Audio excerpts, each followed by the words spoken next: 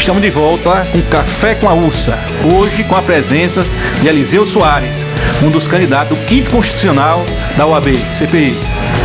Bom dia, boa tarde, boa noite a todos que venham assistir o nosso programa aqui no nosso canal do YouTube Café com a Ursa. Hoje estamos aqui com a presença desse grande jurista, conhecido por toda a sociedade jurídica aqui no nosso estado, que está na luta pelo 5º Constitucional da OAB. Vamos bater um papo legal, né? Ele falar aqui sobre a sua vida, a sua história e suas propostas, né?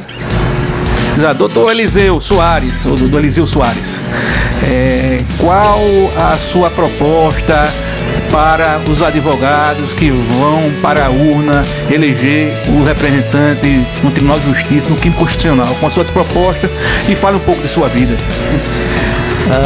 Muito obrigado por esse acolhimento aqui nessa tarde. Eu tinha muita curiosidade para conhecer o Fernando, um amigo, uma pessoa que tem um nome na cidade, entre a advocacia, entre pessoas importantes, e estar aqui hoje sendo entrevistado por vocês, para mim é uma grande honra. E eu sou um sujeito simples, um sujeito que sonhador. O meu maior sonho é ver um dia acordar e encontrar um país mais justo, com mais igualdade, em que as diferenças sociais que há entre as diferentes classes de pessoas já não existam mais. O meu maior sonho de levar ao tribunal é humanizar a justiça, é levar gratidão, levar resposta, é dizer à sociedade que o judiciário é um órgão público e que está e existe a serviço dos cidadãos, das cidadãs. Então é um dos poderes do Estado que foi constituído para viver, para existir a serviço do povo. E meu interesse, essa minha candidatura, ela busca suprir uma lacuna, um espaço que eu vejo muito grande, é um espaço da advocacia, para a advocacia assumir um espaço no tribunal e garantir para a nossa advocacia, que já chega ao número de mais de 19 mil inscritos na OAB Seccional de Alagoas, garantir a esse povo vez e voz. Mas o que me move, o que me faz estar aqui, o que me faz viver, é que se eu conseguir criar um canal de acessibilidade para esse povo, porque eu tenho que o advogado é o primeiro juiz da causa. Ele é quem sabe, quem sente inicialmente as dores do seu constituinte. Melhor ele, não há ninguém melhor para retratar uma história. Entretanto, a cultura que se formou, a cultura jurídica no Brasil, coloca o advogado, coloca a advocacia como um mero entregador de petição. Eu penso que o advogado pode assumir, nesse contexto, nesse sistema de justiça, um papel mais proativo da entrega da prestação jurisdicional e não um entregador de petição. Eliseu Soares, bom irmão, quais são as suas propostas para os advogados mais novos, a advogada ou advogado que está aí na labuta do dia a dia, nesse sofrimento diário para atender a demanda, né, dos seus escritórios, né? E até às vezes aqueles que não têm nem escritório ainda, tá iniciando só no bate e volta da vida. Fernando, como eu te falei, eu quero ser uma porta de entrada para a advocacia, para que todo advogado, ao terminar o curso, ao colagral, fazer o exame de ordem, possa encontrar no judiciário uma fonte inesgotável, que ele possa levar o seu conhecimento, possa levar a sua contribuição e sobreviver da advocacia. Eu tenho uma história muito interessante.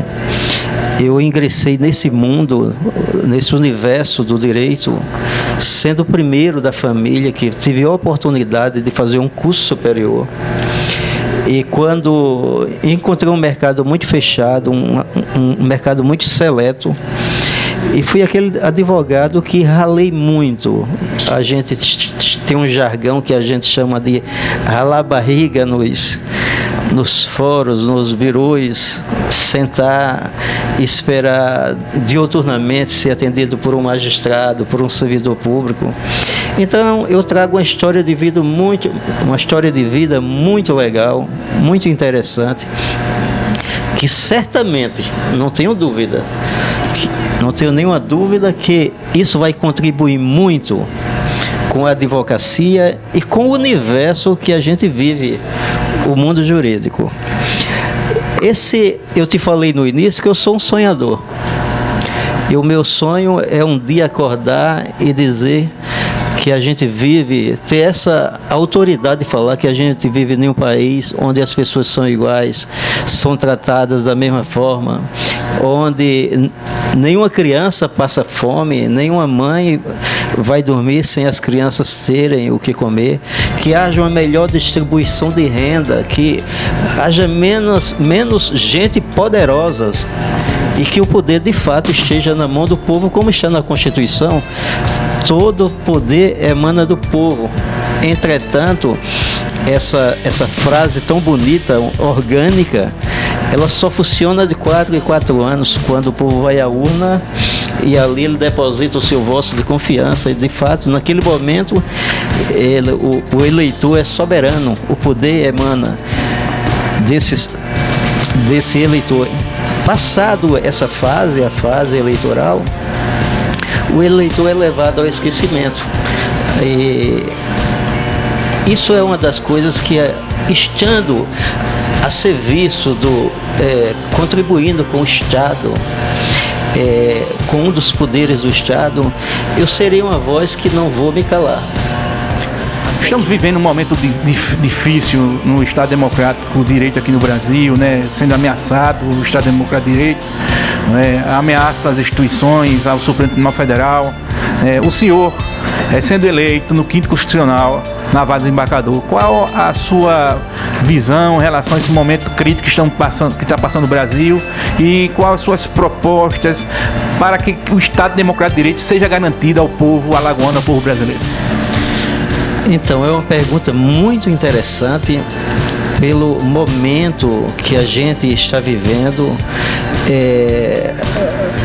Em alguns momentos a gente chega a ouvir que existe uma crise institucional, mas eu quero te assegurar que serei, como advogado sou, e como magistrado serei um magistrado garantista, defensor com todas as forças.